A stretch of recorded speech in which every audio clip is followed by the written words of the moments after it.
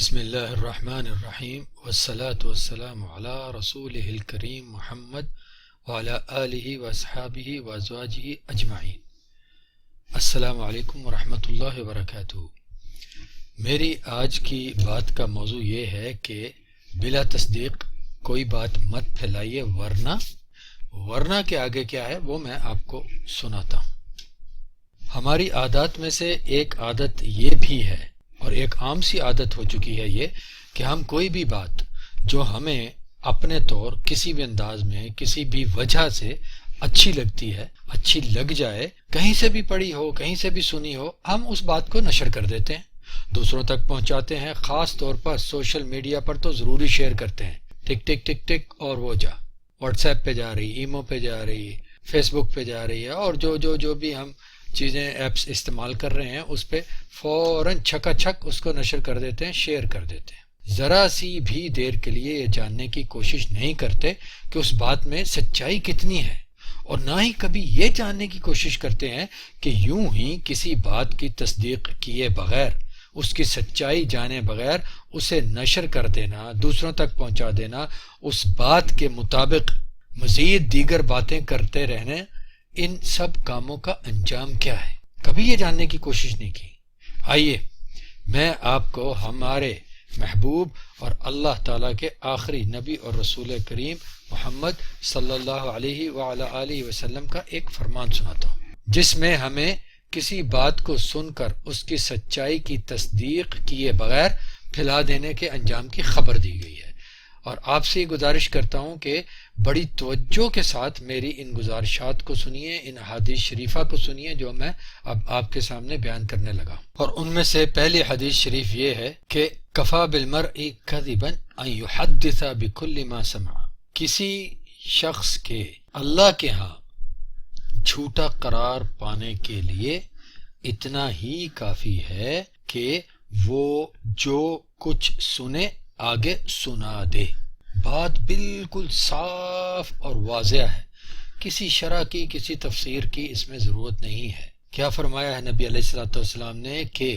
کسی شخص کے لیے اللہ کے ہاں جھوٹا قرار پانے کے لیے اتنا ہی کافی ہے کہ وہ جو کچھ سنے آگے سنا دے، یعنی کوئی تحقیق نہیں، کوئی تصدیق نہیں، جو سنا آگے سنا دیا۔ ایسا کرنے والا شخص اللہ کے ہاں جھوٹا قرار پا جاتا ہے۔ یہ حدیث شریف صحیح مسلم میں مقدمے میں، کتاب کے مقدمے میں سے باب نمبر 3 میں ہے۔ تو واضح ہوا، رسول اللہ علیہ السلام کے اس فرمان سے بالکل واضح ہوا کہ یوں ہی کچھ بھی سن کر اسے آگے سنا دینے، آگے نشر کر دینے، دوسروں میں پھیلا دینے کا انجام یہ ہوا کہ ایسا کرنے والا شخص اللہ تعالیٰ کے ہاں جھوٹا قرار پا جاتا ہے۔ لہذا میرے محترم سامعین، بھائیوں اور بہنوں،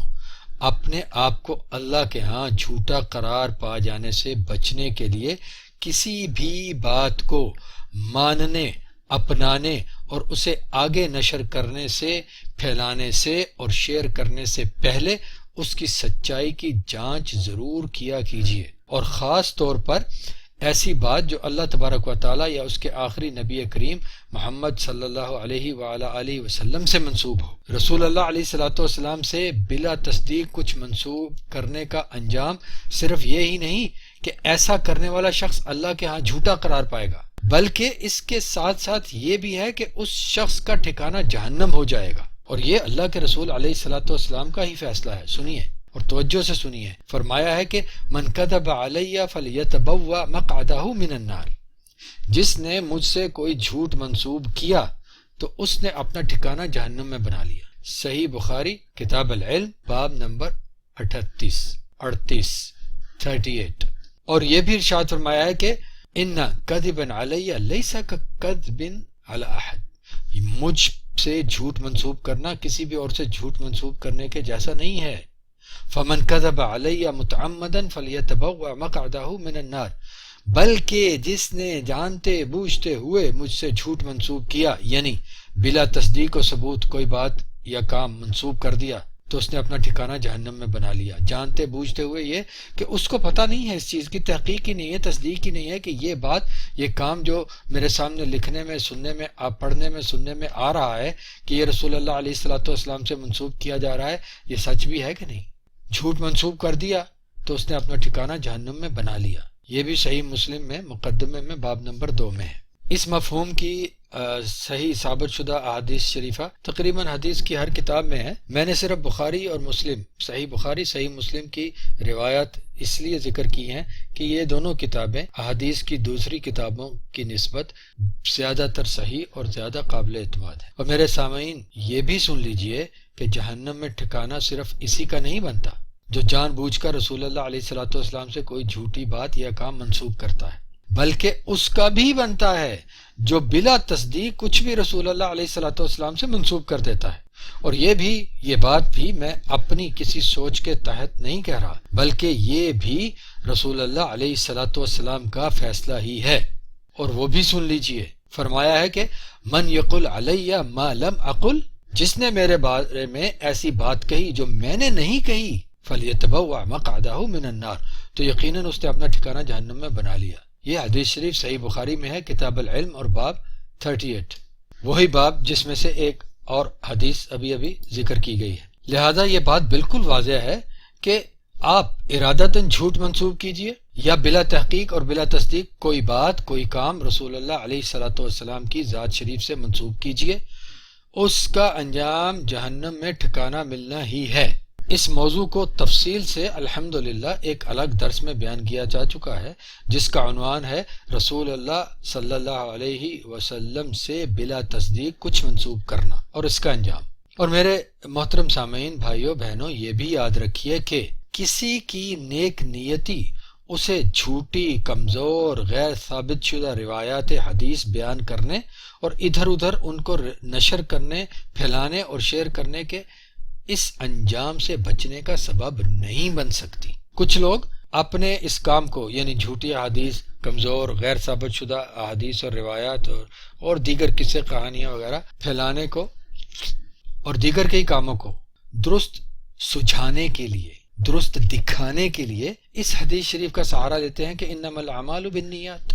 عملوں کا دار و مدار نیتوں پر ہے، جبکہ اس حدیث شریف میں یہ نہیں سمجھایا گیا کہ ہر ایک عمل کا دار و مدار نیت پر ہے، عمل اچھا ہو یا برا ہو، نیکی ہو یا گناہ ہو، بلکہ یہ سمجھایا گیا ہے کہ نیک عمل کے قبول یا نا قبول ہونے کا دار و مدار وہ کام کرنے کی نیت پر ہے، کیونکہ وہ نیک کام کرنے والے نے جس نیت سے وہ کام کیا ہوگا اسی کے مطابق اس کا انجام ہوگا۔ ایسا نہیں کہ کوئی نیک کام دکھاوے یا کسی اور بدنیتی کے لیے کیا جائے تو بہرحال وہ نیک کام ہی ہے تو اس کا ثواب ملے گا، اور ایسا بھی نہیں کہ کوئی برا کام اچھی نیت سے کیا جائے تو وہ کام اچھا قرار پا جائے گا اور اس پر ثواب ملے گا۔ رسول اللہ علیہ الصلوۃ والسلام سے کچھ بھی بلا تصدیق منسوب کرنا تو بہت ہی بڑا جرم، گناہ اور انتہائی برا کام ہے، اور اللہ تعالیٰ سے بھی کچھ بھی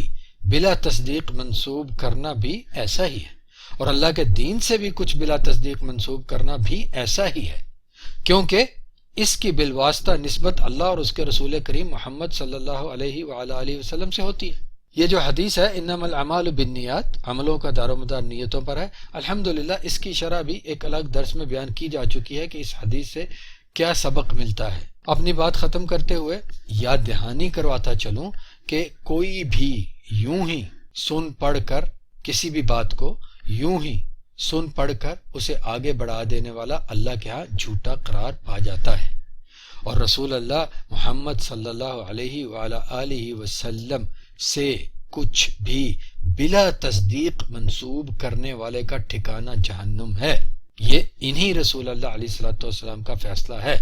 خواہ اس نے یہ کام کتنی ہی نیک نیتی سے کیا ہو۔ اس موضوع کو مزید اچھے طریقے سے سمجھنے کے لیے اس بیان کو، اس درس کو ضرور سنیے جس کا میں نے ابھی ذکر کیا ہے کہ رسول اللہ علیہ الصلوۃ والسلام سے بلا تصدیق کچھ منسوب کرنے کا انجام کیا ہے۔ اللہ تعالی ہمیں ہر ضد، تعصب، منطق، فلسفے، اپنی سوچوں اور افکار اور اپنے نفس کی قید سے آزاد ہو کر حق جاننے، سمجھنے، ماننے، اپنانے اور اسی کے مطابق اپنی زندگی بسر کرتے ہوئے اللہ کی رضا پا کر اس کے دربار میں حاضر ہونے والوں میں سے بنائے۔ والسلام علیکم ورحمۃ اللہ وبرکاتہ۔